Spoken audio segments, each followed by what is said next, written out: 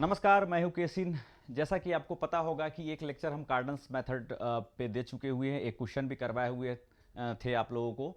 तो उस क्वेश्चन में आप देखे होंगे कि वैसा क्यूबिक इक्वेशन लिए हुए थे जिसमें सेकेंड टर्म उसका नहीं रहा था और कार्डन्स मेथड हम लोग अप्लाई कर लिए थे। जनरली हम लोग कार्डन्स मेथड उसी के लिए अप्लाई करते हैं, वैसे ही क्यूबिक इक्वेशन के लिए अप्लाई करते हैं जिसका सेकेंड टर्म ना हो।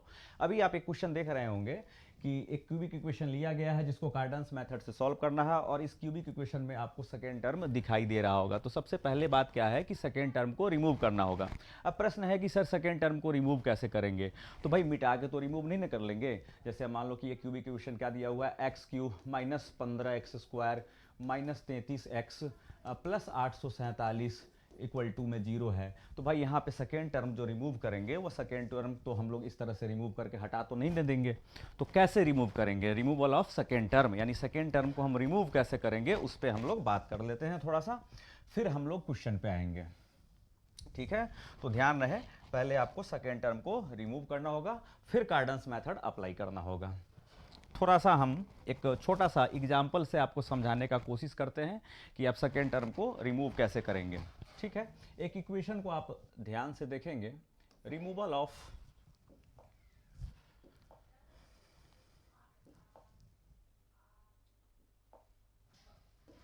रिमूवल ऑफ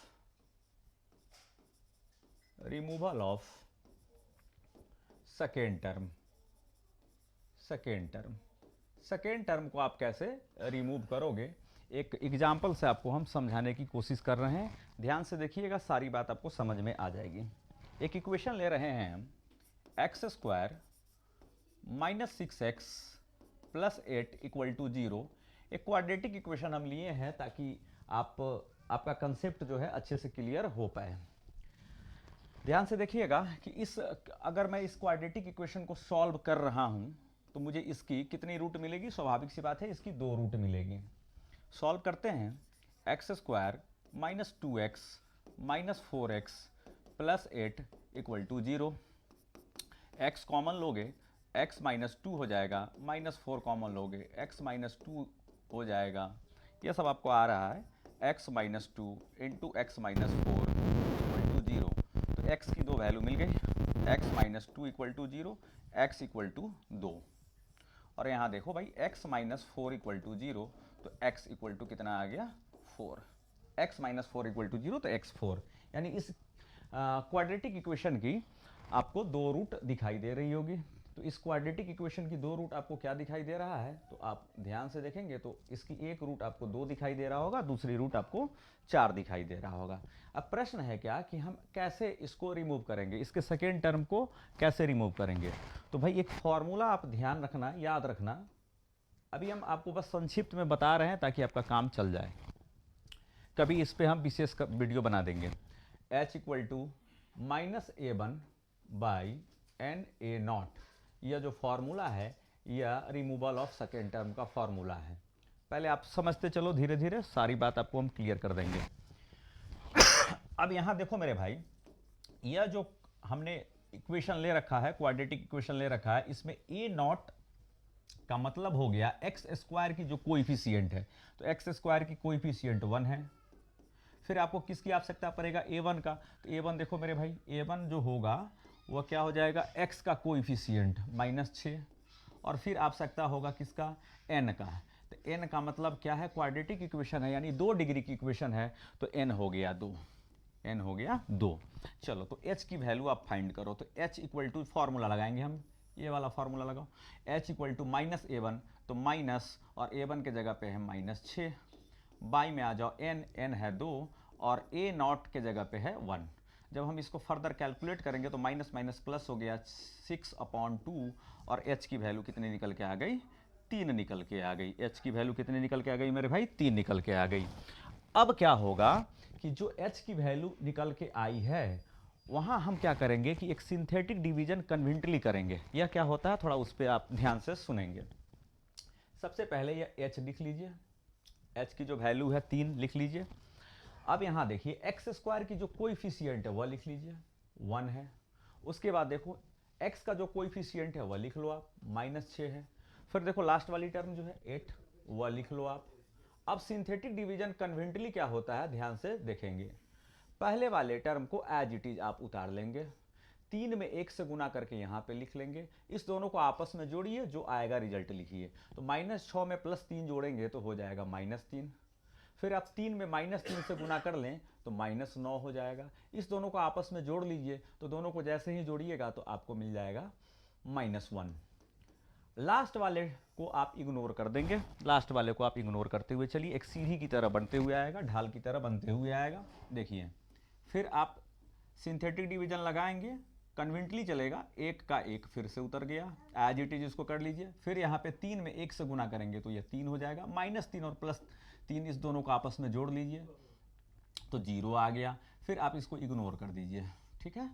अब लास्ट में फिर चलिए, फिर सिंथेटिक डिवीजन कन्वेंटली लगाइए, 1 का 1 उतर गया, सिंगल उतर गया, तो भाई इसको छोड़ दीजिए। अब देखिए एक ट्रांसफॉर्म्ड इक्वेशन जो आएगा मेरे भाई, एक ट्रांसफॉर्म्ड इक्वेशन जो आएगा, थोड़ा सा देख लिया जाए।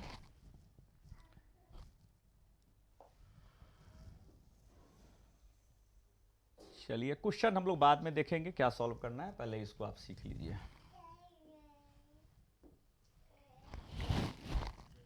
जो ट्रांसफॉर्म्ड इक्वेशन आया मेरे भाई, वह क्या आया, transformed, hence transformed equation is, hence transformed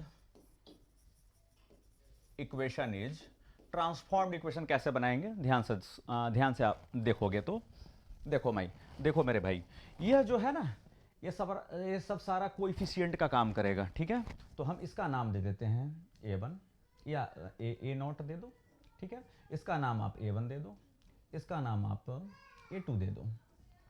तो जो ट्रांसफॉर्म्ड इक्वेशन आएगा, ऑलरेडी हमने क्वाड्रेटिक इक्वेशन x के टर्म में लिया है, तो हम यहाँ पे y के टर्म में लेने जा रहे हैं।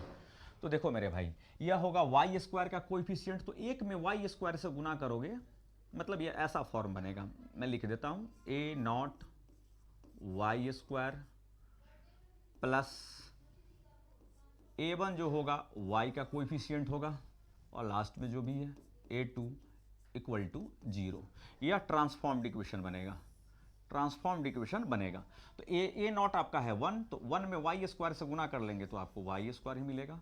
A1 0 है, तो 0 में y से गुना कर लोगे तो खत्म ही हो गया। A2 आपका -1 है, तो -1 इक्वल टू 0। तो देखो आपको ध्यान से अगर आप देखिएगा तो आपको दिखाई दे रहा होगा कि एक क्वाड्रेटिक इक्वेशन साफ साफ आपको दिखाई दे रहा होगा, जिसका सेकेंड टर्म क्या हो चुका है भाई, रिमूव हो चुका है, इसकी सेकेंड टर्म रिमूव हो चुकी है, सेकेंड टर्म हट गया है।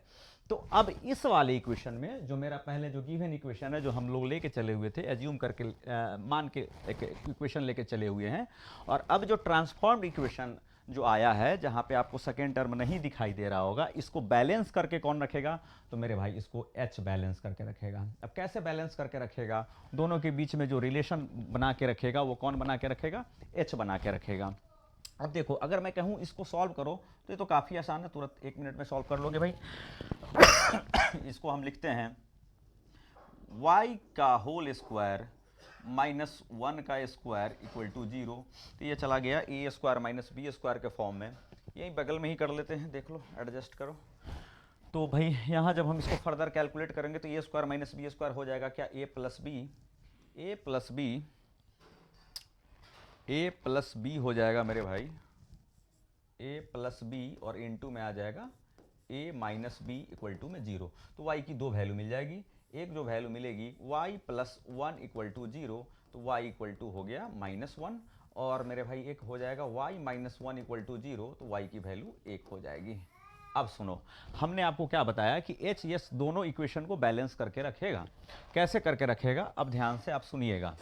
H की वैल्यू कितनी मिली हुई है, अब इसी पे विशेष ध्यान दीजिए आप लोग। H की जो वैल्यू मिली हुई है वह मिली हुई है 3, H की वैल्यू मिली हुई 3। अब सुनो, इसकी जो पहली जो इक्वेशन हम लोग सपोज करके चले हुए थे, तो उसमें x की पहली वैल्यू 2 मिली हुई है, और x की दूसरी वैल्यू 4, मतलब 2 रूट मिला ना, तो पहली रूट 2 और दूसरी रूट 4। यहाँ पे देखो, यहाँ जो इक्वेशन है, जो ट्रांसफॉर्म्ड इक्वेशन आया है, इस ट्रांसफॉर्म्ड इक्वेशन को जब हम सॉल्व किए हैं तो y की 2 वैल्यू मिली हुई है, मतलब 2 रूट मिला हुआ है। स्वाभाविक सी बात है, क्वाड्रेटिक इक्वेशन है तो 2 ही रूट होगी। एक मिला है -1 और दूसरा मिला है 1। तो अब ध्यान से सुनना, यह H 3 है, मतलब पॉजिटिव है, पॉजिटिव है, इसका मतलब क्या हुआ, उल्टा समझना है। h 3 है तो इसका मतलब हुआ इससे 3 कम होगा इसका रूट, ठीक है। तो अब देखो मेरे भाई, इसका एक रूट क्या निकल के आया है, 2, तो 2 में से कितना घटा दो, 3 घटा दो, तो 2 में से 3 घटेगा तो कितना मिलेगा मेरे भाई, 2 में से 3 घटेगा तो आपको मिलेगा क्या, -1। क्या इसकी एक रूट -1 है। अब देखो मेरे भाई, इसका दूसरा रूट जो मिला हुआ है वो 4 है। अब 4 में से आप 3 घटा लो, तो 4 में से 3 जब घटाओगे तो मिलेगा 1। क्या इसकी दूसरी रूट 1 आपको दिखाई दे रही है, तो कहोगे हाँ दिखाई दे रही है। तो यही है रिमूवल ऑफ सेकेंड टर्म का कंसेप्ट, आप समझ गए होंगे। तो कोई भी अगर जहाँ पे आपको सेकेंड टर्म रिमूव कराना होगा तो इसका काफ़ी अहम रोल होता है, ठीक है, ये ध्यान रखना। H3 है तो इस वाली इक्वेशन की जो ट्रांसफॉर्म्ड इक्वेशन होगा, वो जो गिवन इक्वेशन होगा उससे 3 कम होगा। ये 3 है तो माइनस करना है, घटाना है, और ये अगर -3 निकल के आता तो इसके रूट से 3 अधिक होता है इसका रूट। तो मेरे ख्याल से आप लोग समझ गए होंगे, एक बार हम और यह यूज करेंगे ही कार्डन्स अप्लाई करते समय। तो यह भी आपको पता होगा, पहला लेक्चर आप देखे होंगे कि जनरली हम कार्डन्स मेथड अप्लाई करते हैं जहाँ पे उस क्यूबिक इक्वेशन का सेकेंड टर्म ना हो, अगर हो तो सबसे पहले हम क्या करेंगे, उसको रिमूव करके हटाएंगे। तो मैं एक बार हट जाता हूँ, आप इसका स्क्रीनशॉट ले लो, फिर इसको कॉपी में लिख के बढ़िया से समझ लेना।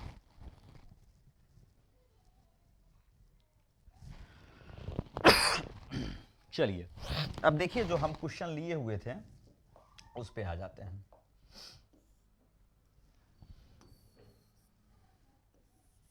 चलिए सबको रिमूव कर देते हैं, आइए।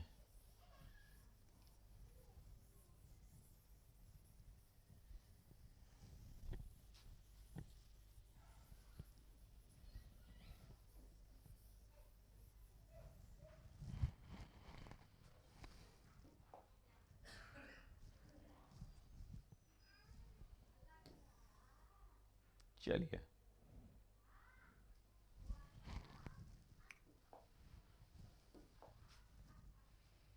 क्वेश्चन आपको दिखाई दे रहा है, एक क्यूबिक इक्वेशन है और उस क्यूबिक इक्वेशन को कार्डन्स मेथड से सॉल्व करना है। देखा जाए, जो क्यूबिक इक्वेशन दिया हुआ है उसको एक बार आप देख लीजिए। x³ -15x² -33x + 847 equal to में 0। इसको हम इक्वेशन नंबर 1 मान लेते हैं, ठीक है। तो सबसे पहले काम क्या करना होगा कि इसके सेकेंड टर्म को रिमूव करना होगा, अभी हम आपको सिखा के आ रहे हैं। तो देखो मेरे भाई, अगर मैं बात कर लूँ a0 का, तो a0 यहाँ पे 1 हो जाएगा, x³ का जो कोइफिशिएंट होगा वो a0, a1 जो होगा वो होगा x² का कोइफिशिएंट यानी -15। उसके बाद आपको आवश्यकता होगा n का, तो n देख लो कितना होगा, चूंकि यह क्यूबिक इक्वेशन है, 3 डिग्री की इक्वेशन है, तो n जो होगी वो 3 होगी। चलो h =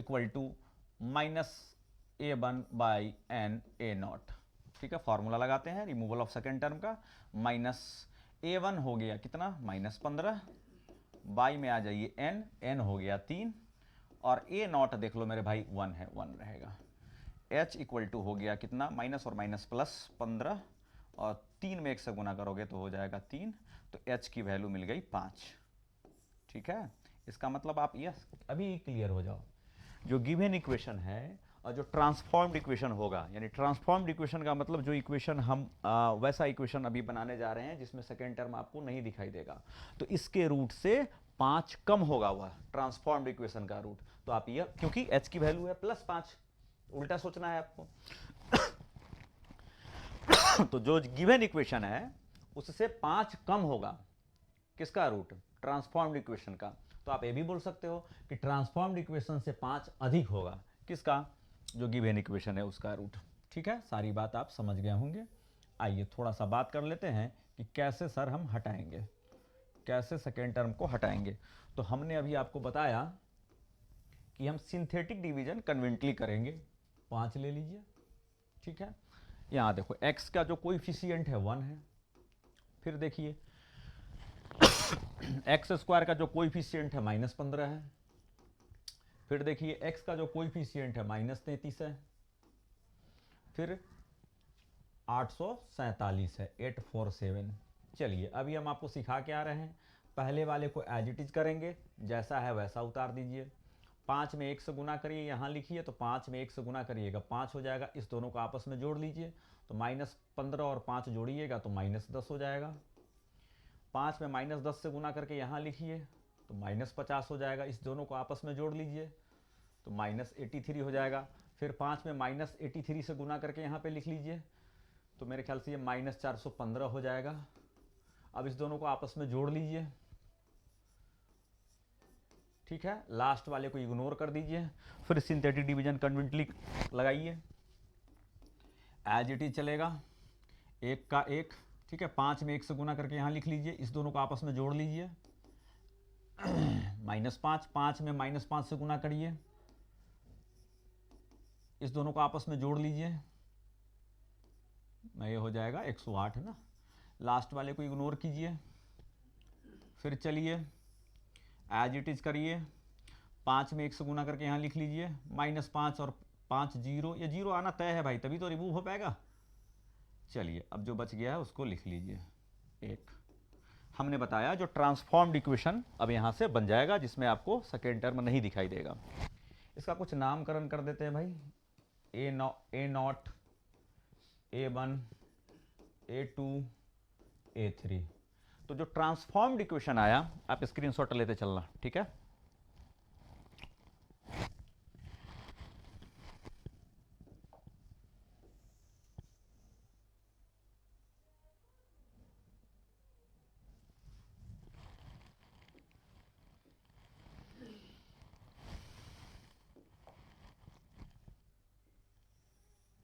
hence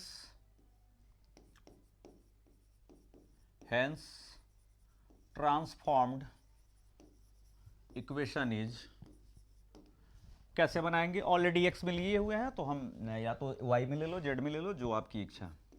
A0 z cube plus A1 z square, A2 z और प्लस A3 इक्वल्स टू 0। अब मेरे भाई देखो A0 कितना है 1, तो 1 में z की पावर 3 से गुना करोगे तो कोई फर्क नहीं, z की पावर 3। A1 तो 0 है, तो 0 गुने z स्क्वायर खत्म ही हो गया यह, तो आप देख रहे होगे सेकेंड वाली टर्म रिमूव हो चुकी है, 0 गुने z स्क्वायर करेंगे खत्म। A2 -108, तो -108z और प्लस A3 है 432 इक्वल टू 0। तो यह आपको ट्रांसफॉर्म्ड इक्वेशन दिखाई दे रहा है। और देखिए ध्यान से, तो आपको ट्रांसफॉर्म्ड इक्वेशन जो आया है, जिसमें आपको सेकेंड टर्म कहीं भी नहीं दिखाई दे रहा होगा, सेकेंड टर्म कहीं भी नहीं दिखाई दे रहा होगा। तो सेकेंड टर्म अब नहीं दिखाई दे रहा है, तो इसका मतलब हम अब यहाँ पे कार्डन्स लगा सकते हैं, ठीक है। इसको भी देख लीजिए एक बार, जो आपका गिवन इक्वेशन है उसको भी देखिए, जो आपका गिवन इक्वेशन है वो अभी आप देखिए।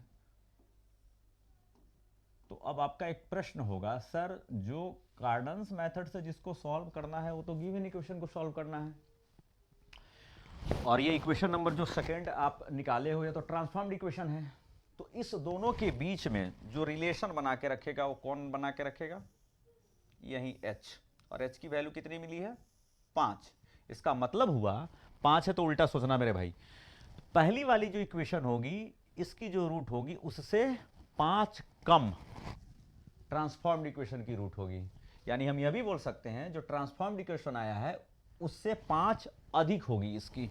तो भाई इसका तो हम कार्डन्स मेथड से इसको सॉल्व कर सकते हैं, और कार्डन्स मेथड से सॉल्व करने के बाद इसकी रूट निकाल सकते हैं, और जो भी 3 रूट मिलेगा उस तीनों रूट में हम 5-5 क्या करेंगे, बढ़ाते चले जाएंगे, तो जो गिवन इक्वेशन है उसकी रूट मिल जाएगी। आप समझ गए होंगे, स्क्रीनशॉट ले लेंगे, हम आगे बढ़ते हैं। चलिए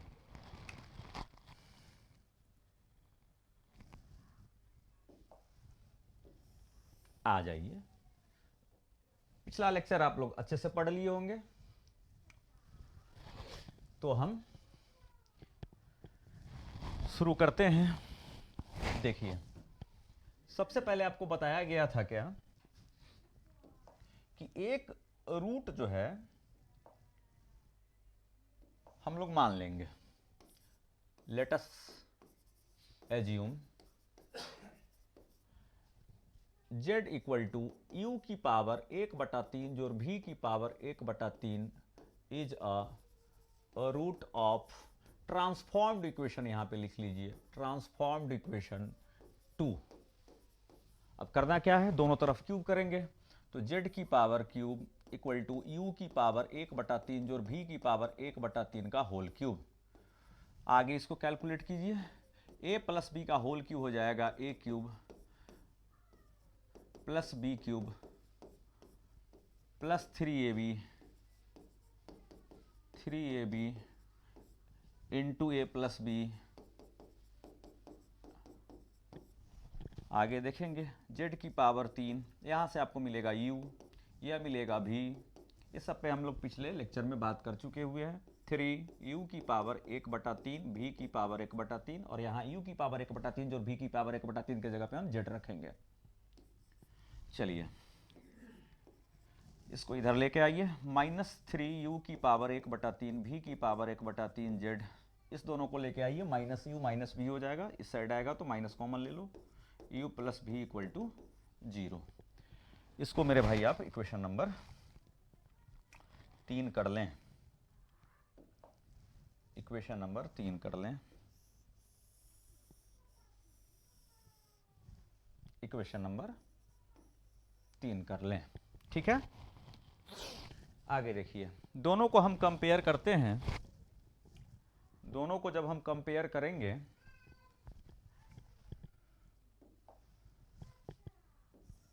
इक्वेशन 2 और इक्वेशन 3 को जब हम कंपेयर करेंगे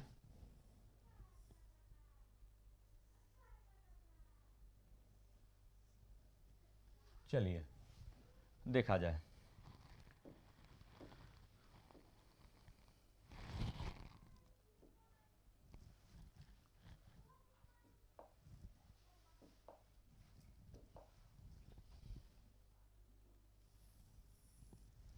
comparing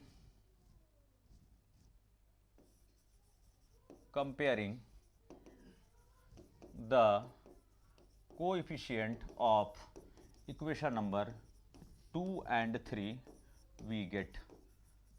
ध्यान से देखिएगा, z की पावर 3 यहाँ भी है, z की पावर 3 यहाँ है, यहाँ देखिए यहाँ z का कोएफिशिएंट -108 है और यहाँ z का कोएफिशिएंट -3, u की पावर 1/3 v की पावर 1/3 है और यहाँ z का जो कोएफिशिएंट है वह -108 है। फिर देखिए आगे चलते हैं, यहाँ देखिए -u प्लस v है, -u प्लस v है और यहाँ जो आपको दिखाई दे रहा है 432 दिखाई दे रहा है, ठीक है।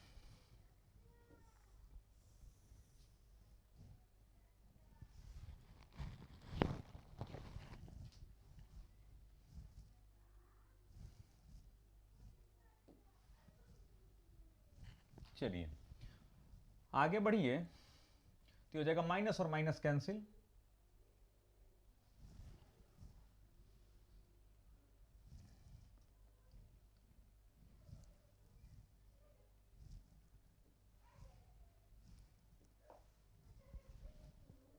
और 3 से यह कैंसिल हो जाएगा, u की पावर 1/3 v की पावर 1/3 इक्वल टू हो जाएगा 36, 36 3 108। दोनों तरफ क्यूब करो, यहाँ पे हम मेंशन कर देते हैं क्यूबिंग बोथ साइड।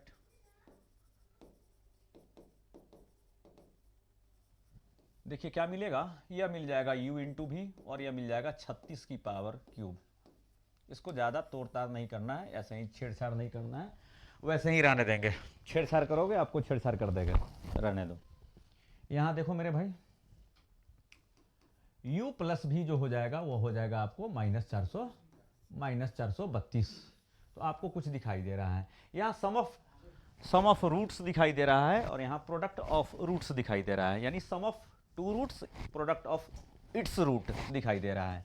तो हम एक क्वाड्रेटिक इक्वेशन बना सकते हैं। इन सभी चीज़ों पे पहले लेक्चर में हम चर्चा कर दिए हुए हैं, तो पहला लेक्चर देख के आइए। ऐसे थंबनेल नहीं देख लीजिएगा कि कार्डन्स प्लस PYQ है तो हम सिर्फ PYQ ही पढ़ने आ जाएंगे। आप पहला लेक्चर जाके देखोगे जिसमें कार्डन्स मेथड के बारे में जिक्र किया गया है, फिर कार्डन्स मेथड अप्लाई कहाँ पे होगा, तो वैसे क्यूबिक इक्वेशन जिसका सेकेंड टर्म नहीं होगा वहीं अप्लाई करेंगे। और अभी इस लेक्चर में हम लेके आए हैं क्या कि वैसा क्यूबिक इक्वेशन जिसका सेकेंड टर्म अगर रहेगा तो सबसे पहले हम रिमूव करेंगे और फिर कार्डन्स लगाएंगे, और जो प्रीवियस ईयर का क्वेश्चन होगा वो जाते जाते आपको हम छोड़ देंगे। यहाँ पे कुछ क्वेश्चन आपको दे देंगे। सभी लोग इसको बनाइएगा, ईमानदारी से बनाइएगा और कमेंट में जाके जरूर बताइएगा कि आपसे बना या नहीं बनाया। ठीक है, कमेंट करने में तो पैसा नहीं ना लग रहा है, तो जाके कमेंट करना है कि हाँ सर बन गया, अच्छे से समझ में आ गया, तो आप वहाँ पे बताइएगा, हम आपका कमेंट जरूर देखेंगे। ठीक है, आ जाइए। सिंस तो लिख ही दिए since u and v are the roots of quadratic equation already आप x यूज कर चुके हो, z यूज कर चुके हो, तो बाकी कुछ भी यूज करो, x z नहीं यूज करना। तो जब आपको सम ऑफ रूट्स पता हो और प्रोडक्ट्स ऑफ रूट्स पता हो तो आप क्या करते हो, एक क्वाड्रेटिक इक्वेशन बना लेते हो। क्वाड्रेटिक इक्वेशन का फॉर्मूला जैसे हम टी में बना रहे हैं तो t square minus sum of the roots into t plus product of roots equal to 0। ठीक है, यह आप जान रहे होंगे, क्लास 10वीं में ही पढ़ लिए होंगे। चलिए, तो एक क्वाड्रेटिक इक्वेशन बनेगा टी स्क्वायर माइनस, मेरे भाई ये माइनस यहाँ देख लीजिए और माइनस ये देख लीजिए, हो जाएगा प्लस 432 टी, और u इंटू भी है यानी प्रोडक्ट ऑफ रूट्स जो दे रखा है वो 36 की पावर 3 है, इक्वल टू में हो गया 0। स्वाभाविक सी बात है कि जब यह क्वाड्रेटिक इक्वेशन है तो इसकी कितनी रूट मिलेगी मेरे भाई, 2 रूट मिलेगी। ठीक है, इन सभी चीज़ों पे चर्चा हो चुकी है। थंबनेल देख के मत कूद के आया करो कि PYQ है तो मास्टर PYQ पढ़ा दिया होगा, वहीं देख लेंगे और जाके छाप देंगे। ठीक है, तो भाई ढंग से पढ़ ले। यहाँ t की 2 वैल्यू हम निकालना चाह रहे हैं।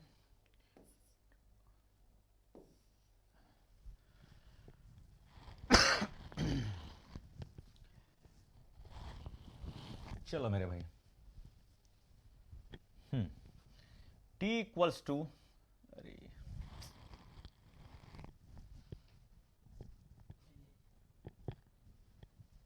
थोड़ा समय ले लेता है। चलो मेरे भाई, t equals to minus b plus minus root d मतलब बी स्क्वायर का मतलब हो गया 432 का स्क्वायर माइनस 4ac 4a1 और c हो गया कितना 36 की पावर जो है क्यूब है वह बाई 2a, तो 2 मल्टीप्लाई a का मतलब हो गया 1। t इक्वल्स टू माइनस 432, यहाँ से मेरे भाई इसको कर लेना, यहाँ से 0 मिलता है तो हम छोड़ रहे हैं, और d की वैल्यू 0 आ रही है, इसका मतलब इक्वल रूट होगा। इक्वल रूट का मतलब हो गया t की जो दोनों वैल्यू आएगी वो समान आएगी, तो जो t की पहली वैल्यू होगी वहीं u कहलाएगी और t की जो दूसरी वैल्यू होगी वहीं v कहलाएगी। ठीक है, तो ध्यान से सुनना, बाई में 2 है, 2 रहेगा, t इक्वल टू हो गया कितना, ये कैंसिल हो जाएगा माइनस 216। तो यह सब हम चर्चा कर चुके हुए हैं। तो t की जो पहली वैल्यू आ गई, हैंस t की जो वैल्यू हो गई वो पहली वैल्यू u कहलाएगी और कितना कहलाएगी माइनस 216। तो मुझे क्या पता करना है, एक रूट हम क्या मान के चले हुए थे जो ट्रांसफॉर्म्ड इक्वेशन था, z बराबर u की पावर 1/3 जो v की पावर 1/3, तो आपको u की पावर 1/3 की वैल्यू निकालनी है। अब कॉपी लेके बैठो, स्टेप बाय स्टेप चलो, ज़्यादा अच्छा रहेगा। ठीक है ना, उसको रील्स की तरह पढ़ोगे तो फिर दिक्कत हो जाएगा, है ना, आँख नहीं सेकना है, सीखना है। u की पावर 1/3 इक्वल टू हो जाएगा क्या, माइनस 216 की पावर 1/3, यह हो गया आपको u की पावर 1/3 इक्वल टू माइनस 6 की पावर 3, और इस पूरे का होल पावर कितना हो जाएगा 1/3। देखो मेरे भाई, माइनस 6 को 3 बार गुना करोगे तो माइनस 6 गुने माइनस 6 गुने माइनस 6 माइनस 216, तो u की पावर 1/3 आपको मिल जाएगा कितना माइनस 6। उसी तरह t की जो दूसरी वैल्यू मिलेगी वो v की वैल्यू मिलेगी, क्यों, क्योंकि इक्वल रूट है, तो t की जो दोनों वैल्यू होगी वो समान होगी, तो पहली u दूसरी v, और दोनों कितना 216 माइनस 216। ऑल्सो तो भाई मेरे भी -216 है, तो भी की पावर 1/3 भी कितनी हो जाएगी? -6 ही हो जाएगी। सेम कैलकुलेशन आप कर लेना, ठीक है, देख लो देख लो। हेंस अब हम लोग बात करेंगे, अब बात करेंगे क्या?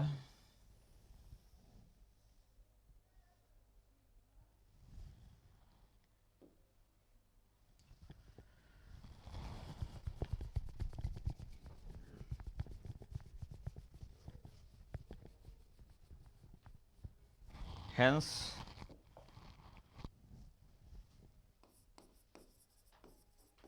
all the roots of transformed equation, ध्यान रखिए मेरे भाई, ट्रांसफॉर्म्ड इक्वेशन को हम कार्डन्स लगा के बना रहे हैं, ट्रांसफॉर्म्ड इक्वेशन की रूट निकाल रहे हैं, और उसी के अकॉर्डिंग हम जो गिवन इक्वेशन होगा उसकी रूट निकालेंगे। Hence all the roots of transformed equation are, देखो पहली रूट जेड में था ना ट्रांसफॉर्म्ड, तो मान लो Z1 पहली रूट कितना होगा, u की पावर 1/3 जोड़ v की पावर 1/3। यहाँ u की पावर 1/3 की वैल्यू -6 है और v की पावर 1/3 की वैल्यू -6 है, तो ये हो गया -12। दूसरा जो Z2 होगा वह हो जाएगा मेरे भाई ओमेगा u की पावर 1/3 जोड़ ओमेगा स्क्वायर v की पावर 1/3। पिछले क्लास में हम ओमेगा और ओमेगा स्क्वायर की वैल्यू भी बताए हुए थे, और यह भी बता दिए थे कि जहां आवश्यकता होगा हम आपको बता देंगे, नोट करके लिखा दिए थे। 1 प्लस ओमेगा स्क्वायर की वैल्यू जो 0 होती है, तो वहां से ओमेगा प्लस ओमेगा स्क्वायर की वैल्यू -1 आप लिख सकते हो। आ गया काम, देख लो। दोनों रूट u की पावर 1/3 और v की पावर 1/3 दोनों की वैल्यू कितना मिला है मेरे भाई? -6 मिला हुआ है। तो यहाँ पे हम रखते हैं ओमेगा -6 प्लस, यहाँ ओमेगा और ओमेगा स्क्वायर की वैल्यू नहीं डालिएगा क्योंकि दोनों सेम रूट है, तो कॉमन ले लेंगे। यहाँ हो जाएगा ओमेगा स्क्वायर और भी की पावर 1/3 है, -6 है, तो मेरे भाई यहाँ से आप -6 कॉमन ले लीजिएगा। तो -6 कॉमन लेने के बाद हो जाएगा ओमेगा प्लस ओमेगा स्क्वायर, और ओमेगा प्लस ओमेगा स्क्वायर की वैल्यू जो होती है वो -1 होती है, तो दूसरी रूट 6 मिल गई। तीसरी रूट है Z3, तो Z3 की जो वैल्यू हो जाएगी वह हो जाएगी क्या? ओमेगा स्क्वायर u की पावर 1/3, ओमेगा स्क्वायर u की पावर 1/3, ओमेगा भी की पावर 1/3, तो मेरे भाई यहाँ आ जाएगा क्या? ओमेगा स्क्वायर -6 और प्लस यहाँ हो जाएगा ओमेगा और भी की, ठीक है। तो यहाँ से आप -6 कॉमन ले लीजिए, -6 कॉमन ले लीजिएगा तो ओमेगा स्क्वायर प्लस ओमेगा, यहाँ से वैल्यू मिल जाएगा आपको -1 मिल जाएगा, तो डेट इज 6। तो यहाँ 3 रूट आपको दिखाई दे रहा होगा। पहली रूट हाँ पहली रूट आपको -12 दिखाई दे रही है, दूसरी 6, तीसरी भी 6। तो ये किसका रूट्स निकल के आया है? ट्रांसफॉर्म्ड इक्वेशन का निकल के आया है। चाहिए किसका? जो गिवन इक्वेशन है उसका। तो भाई क्या बताया थे, h की वैल्यू कितनी आई थी? याद करो, h की वैल्यू आई थी 5। तो हमने क्या बोला है कि थोड़ा उल्टा सोचना है, 5 आया तो घटेगा, और अगर -5 आया था तो जुटता। यानी जो गिवन इक्वेशन है उससे 5 कम होगी किसकी रूट? ट्रांसफॉर्म्ड इक्वेशन की। तो इसका मतलब हो गया जो ट्रांसफॉर्म्ड इक्वेशन है उससे 5 अधिक होगा किसकी रूट? जो गिवन इक्वेशन है उसकी रूट, ठीक है। चलो, तो हेंस हम लिख सकते हैं क्या?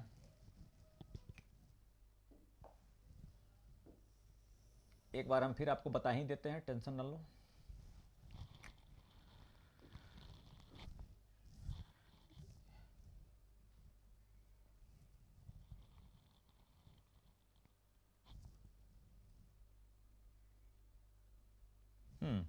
क्या आया था मेरे भाई? आया था h की वैल्यू 5।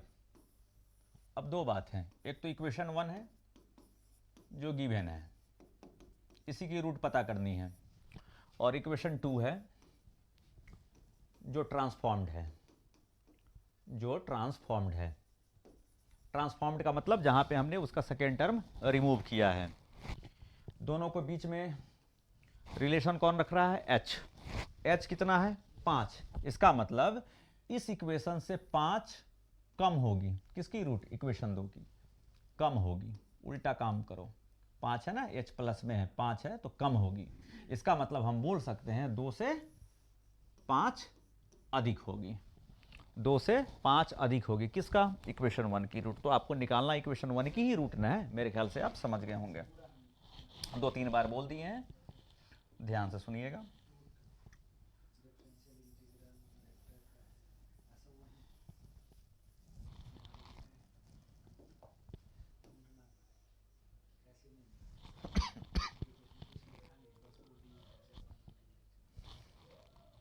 देखेंगे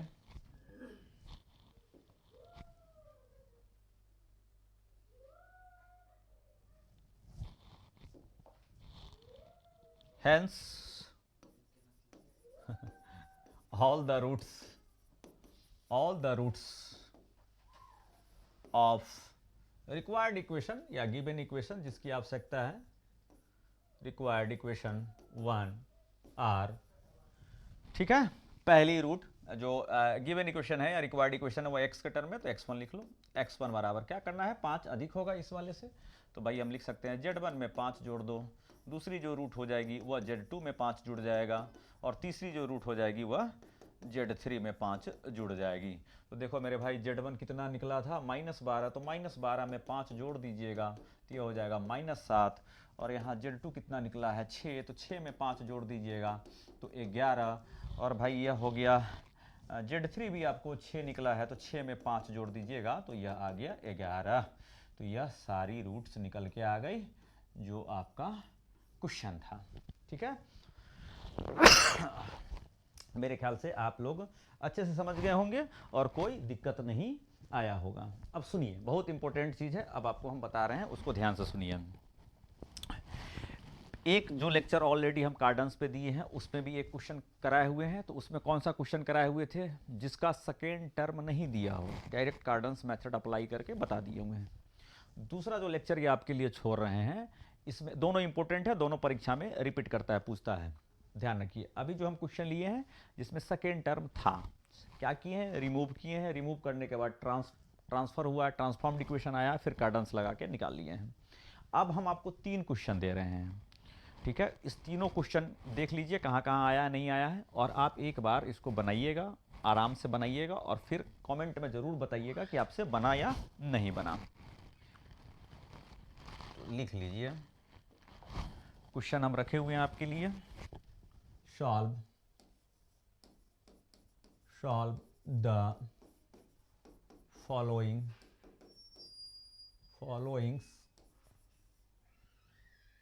इक्वेशन बाय